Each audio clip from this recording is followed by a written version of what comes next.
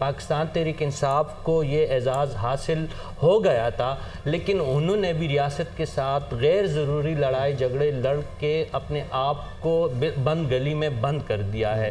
یہ ان کی اپنی سیاسی غلطیوں کا ایک نتیجہ ہے، اور شاید اسٹیبلشمنٹ کے اپنے حد سے زیادہ غصے کا بھی ایک عنصر اس میں ہو سکتا ہے۔ لیکن اس وقت جو آپ کا سوال ہے یہ سب سے مایوس کن پہلو ہے، لیکن اس کا مطلب ہرگز یہ نہیں ہے کہ کل کے دن کو ہم اگنور کریں۔ دیکھیں، میری بھی کچھ خواہشات ہو سکتی ہے، میں بھی چاہتا ہوں کہ اس ملک میں انقلاب آئے، لیکن میں اس کے لیے کچھ نہ کچھ تو مجھے کرنا پڑے گا۔ یہ انقلابی پارٹی کا اب کل کا دن ان کا انتقام کا دن ہے۔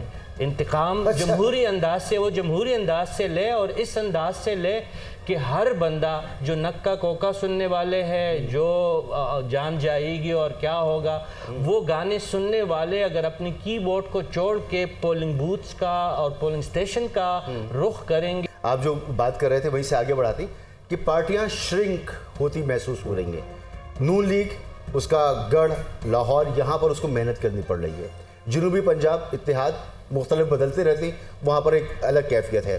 سندھ میں الگ کیفیت ہے، بلوچستان میں الگ کیفیت ہے۔ بڑی پارٹی جو ملک، پورے ملک کی پارٹی ہو، یہ کلیم شاید کسی کے پاس بھی نہیں، اور جس کے پاس تھا وہ جیل میں ہے۔ جی بالکل، آپ درست فرما رہے ہیں، اور یہ سب سے خطرناک بات ہے، کیونکہ پنجاب کی جو بڑی پارٹی ہے، جو ملک کی بھی بڑی پارٹی کہلاتی ہے، لیکن وہ صرف پنجاب تک محدود ہو کے رہ گئی، اور اسپیشلی ہم نے الیکشن کمپین میں دیکھ لیا کہ ان کی پریارٹی صرف پنجاب ہے۔ پھر اگر ہم پیپلز پارٹی کی بات کریں تو ان کا زیادہ فوکس سندھ پہ رہا۔ وہ گوچے بلاول بھٹو زرداری نے بہت ہی ایک ڈائنامک کمپین چلائی اور پورے ملک کے انہوں نے دوری کی، لیکن ان کا فوکس کراچی اور پھر انٹیریئر سندھ ہے۔ اسی طرح باقی جو سیاسی جماعتیں ہیں یا علاقائی جماعتیں ہیں، اے این پی کی بات کریں، ایم کیو ایم کی بات کریں، بی این پی کی بات کریں، وہ ان کے اپنے اپنے پاکٹس ہے۔ جماعت اسلامی ایک ملگیر جماعت ضرور ہے جو کراچی سے لے کر چترال تک موجود ہے، لیکن بدقسمتی سے ان کی پارلیمانی طاقت اتنی نہیں ہوتی عموماً۔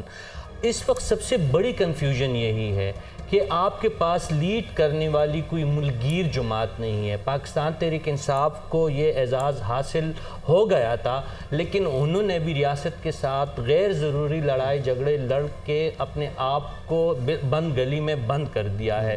یہ ان کی اپنی سیاسی غلطیوں کا ایک نتیجہ ہے، اور شاید اسٹیبلشمنٹ کے اپنے حد سے زیادہ غصے کا بھی ایک عنصر اس میں ہو سکتا ہے۔ لیکن اس وقت جو آپ کا سوال ہے یہ سب سے مایوس کن پہلو ہے، لیکن اس کا مطلب ہرگز یہ نہیں ہے کہ کل کے دن کو ہم اگنور کریں۔ دیکھیں، میری بھی کچھ خواہشات ہو سکتی ہے، میں بھی چاہتا ہوں کہ اس ملک میں انقلاب آئے، لیکن میں اس کے لیے کچھ نہ کچھ تو مجھے کرنا پڑے گا۔ یہ انقلابی پارٹی کا اب کل کا دن ان کا انتقام کا دن ہے۔ انتقام جمہوری انداز سے، وہ جمہوری انداز سے لے، اور اس انداز سے لے کہ ہر بندہ جو نکا کوکا سننے والے ہیں، جو جان جائے گی اور کیا ہوگا، وہ گانے سننے والے اگر اپنی کی بورڈ کو چھوڑ کے پولنگ بوتھس کا اور پولنگ سٹیشن کا رخ کریں گے تو یہ ان کا سب سے بڑا انتقام ہوگا۔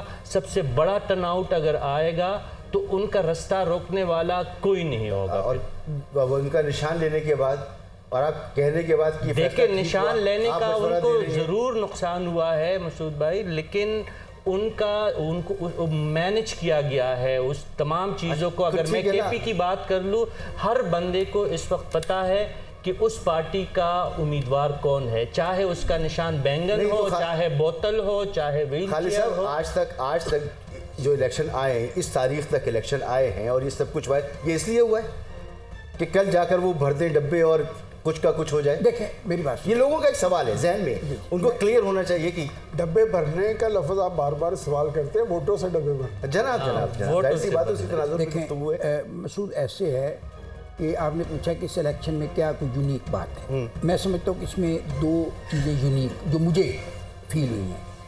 پہلی یہ کہ اس سے پہلے ہمارے الیکشنز میں ایک الیکشن مینجمنٹ پلان بنتا ہے، ٹھیک ہے، اور وہ یہ ہوتا تھا کہ الیکشن سے پہلے بنتا تھا اور الیکشن کے بعد تک وہی پلان چلتا تھا۔